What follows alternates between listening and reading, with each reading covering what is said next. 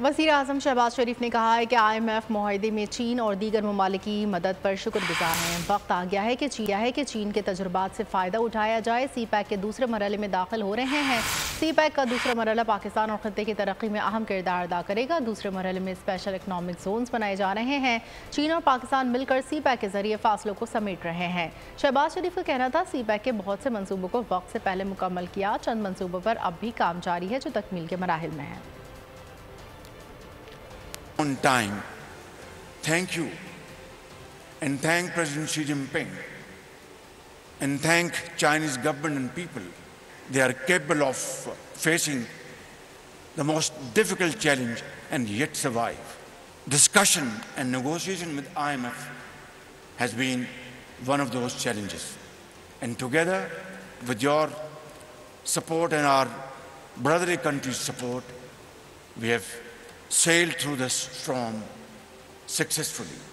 And you have highlighted important areas of this second phase of CPEC, which is high quality development, special economic zones, livelihood corridor, and openness and connectivity.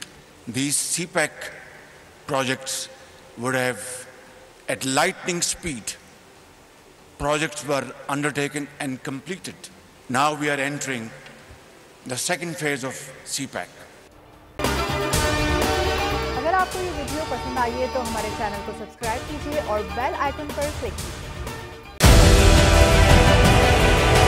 Digital loan scam, आवाम को कर्जों के जाल में फंसाकर लूटने वाले भेड़िए बेनकाब। बोल की काविशें बाराबर साबित हो गईं। ऑनलाइन कर्ज माफिया के गिर्द घेरा तंग हो गया है।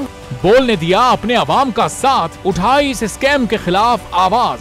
बोल की डिजिटल लोन स्कैम के खिलाफ आगाही मुहिम की सबसे बड़ी ट्रांसमिशन 59% अवाम ने देखी अपनी स्क्रीन पर, क्योंकि बोल है पाकिस्तान का नंबर 1 न्यूज चैनल।